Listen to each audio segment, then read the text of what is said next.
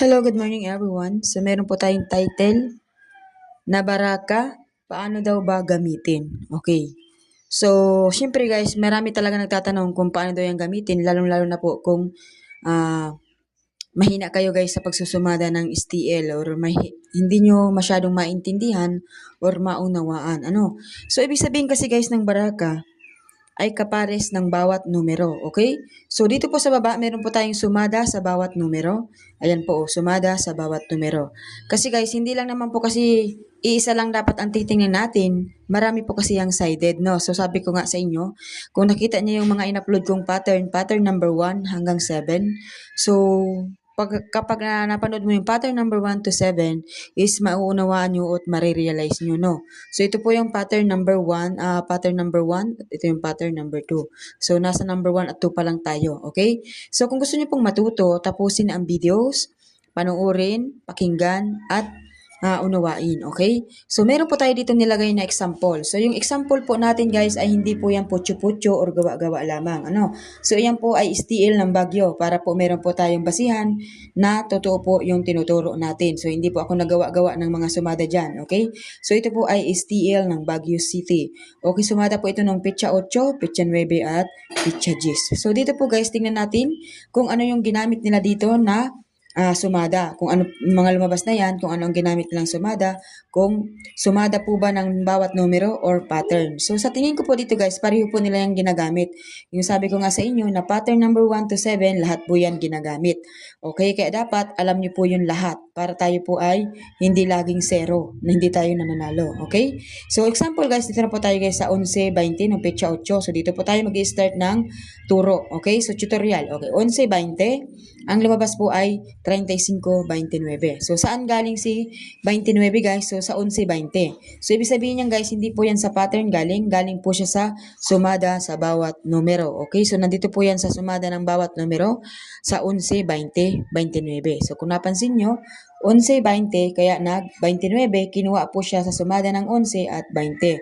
And then, nung hapon naman, ay nung gabi, 2.22. So, yung 2 naman guys, kinuha ulit po sa sumada ng numero, okay? So, tingnan niyo po dito. Okay, so 11, 20, 29, naglabas si 2 kasi po nasa sumada nga siya ng bawat numero. So, sumada po siya ng bawat numero, okay? So, dito po tayo sa kabila, sa baba, pitsa 9. So, 14, 18.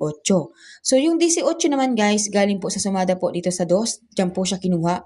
So, yung 2 guys, kapares ng 18, dito po yan galing sa pattern. Okay, so yung lumabas ng 18 dahil po doon sa 2. So, kinuha yung kapares ng 2 na 18. Okay, so kung mapapansin niyo nag-18, gawa nga po ng dito sa 2. Okay, so dito naman po tayo sa 37, 34. So, kung mapapansin niyo guys, laging sa second ang kuha, di ba? Laging nasa second ball, okay? So, 37, 34. So, nag-34 dahil sa 18. Kasi po, dito po yan sa gamit natin ng, saan na to? Ayun. So, 18, naglabas yung 18 ng umaga. And then, ang kapares ng sa pattern, sa baraka natin ay 34. Kaya kung mapapansin nyo guys, nag-34 siya, di ba? So, malaki din kasi yung 34, malaki din yung chance niya kasi po nag-35. So, nagpatra siya ng bilang at kapares po siya sa pattern, okay? So, yung 7, 18 na naman ulit guys. Okay, bakit binalik si 18? Kasi meron pong 2 doon sa itaas. Nasabi ko nga sa inyo, yung 2 ay kapares po sa baraka na 18. Kaya yung 18, malaki yung chance na siya po ay bumalik. Okay? So, yung 7 naman guys, okay, yung 7, pansinin nyo yung 7 kung saan galing. Dito po sa 34. Sumada po yan ng 7. Okay? So, 7, 16, 24, 34. So, ibig sabihin, sumada sa bawat numero ang 7. Okay? So, yung 28, 23. Okay? So, yung 23 naman guys, saan po galing? Okay, dahil nga po nag-7, so malaking chance na siya po ay magba-23. Kasi po yung 7 dito, ang kapares po ng 7 sa baraka natin ay 23. So, talagang lumabas si 23 at hindi lang doon kasi po meron po siyang tatapatan na 14. Okay, yung 14 po niya guys, kapares po niyan ay 30 sa baraka. So, ang ginawa po dito, 7 yung kinuha doon, kaya sa 23 kinuha.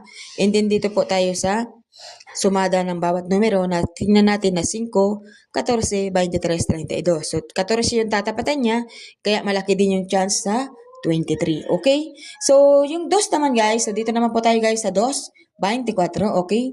Dahil nga po nag-23, so 2, 24. Okay? Saan galing si 2? Doon din po ginamit sa baraka. Okay? So, nakikita nyo po guys na legit yung pattern natin. Na legit yung pattern natin ng baraka at sumada sa bawat numero. Okay? So, nag-23, kaya naglabas po guys si 2. Bumalik yung 2 kasi nga po, lumabas si 23. Okay? So, magkapares po sila sa baraka. Okay? So, yung 24 naman guys, ay pasunod pong bilang din dito po sa 23. So, sabi ko nga sa iyo, tingnan nyo dito, 35, 34, 23, 24. So, ganun po. Pag nasa ulo niyo po yung pattern na 1 to 7, so mauunawaan niyo po yan lahat. Okay, so 6, nag-7, so nag-6. Diba? Nasa bilang, nag-atras ng isa. Okay, so yung 6 naman guys, ay galing naman din po yan sa sumada ng 24. Okay, so tingnan po natin dito. Sumada 24, kaya nag-6 kasi po nasa sumada po siya ng bawat numero. So, sumada po ng 24 ay 6, kaya po nag-6. Okay, yung 14 naman guys, binalik, gawa nga po ng 23. Ano? So, 23, 24, 6, 7, 35, 34. Kung mapapansin niyo, lahat ng pattern ay naandyan yung tinatawag nating atras, abante na sumada. So, pattern number 4 ata yun. At yung ipit na numero na tinatawag natin ay naandyan din po yun. Ano? So, dito po tayo guys sa pitsa 11. So, try natin magsumada ng pitsa 11. So, paano po magsumada?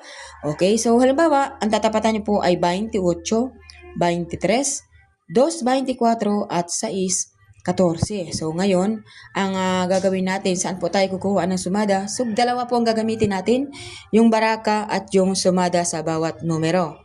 Okay?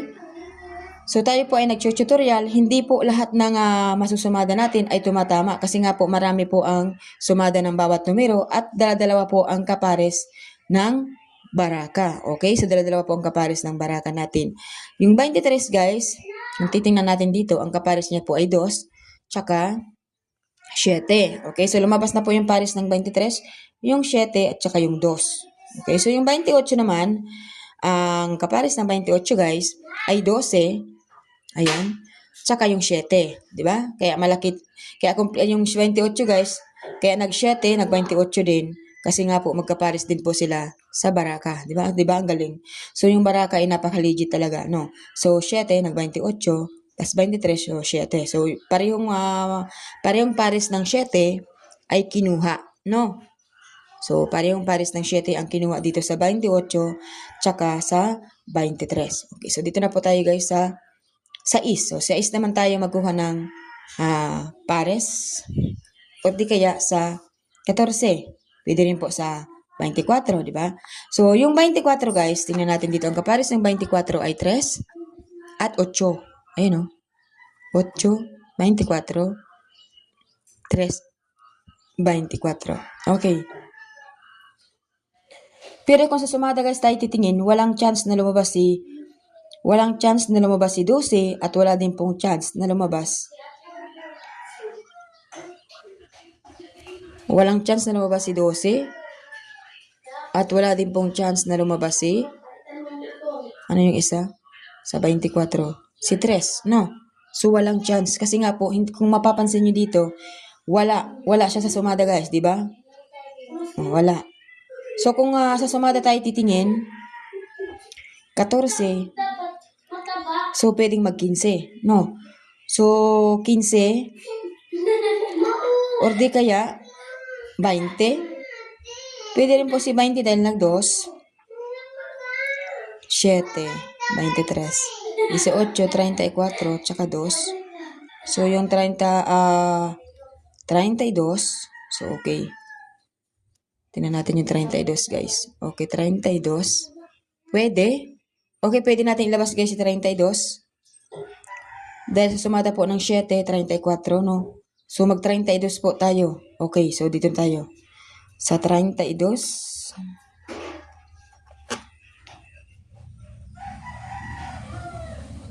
Okay, so 15, 36. So, ipares natin guys yung 36, 15 sa baraka. Okay, so 15, 36. Tapos yung 15, sa sumada naman po yun ng 24 at 6. Ayan o. So, no-mix na po natin. 6, 15, 24. So, nag-mix po tayo ng sumada. Okay, so 32, 15, 36.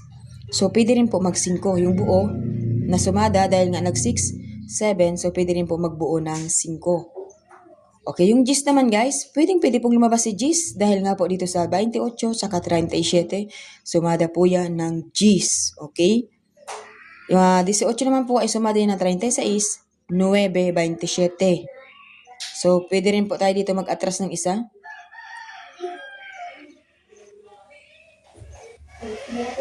So, dito tayo guys kumuha. Dito tayo sa may 28. Baka mag-29. 28, 29. Kasi dito guys, 23, 24. 7, 6 atras. Ito abante. Pwede kasi guys mag-27 pa atras or pwede naman pa 29. Okay, sa 27 na lang tayo. Bala na si Superman. Ang pangit ng ballpen. Okay, so ulitin natin guys. 32, 15, 36, 27. Okay, so yan po ang na-try nating sumada.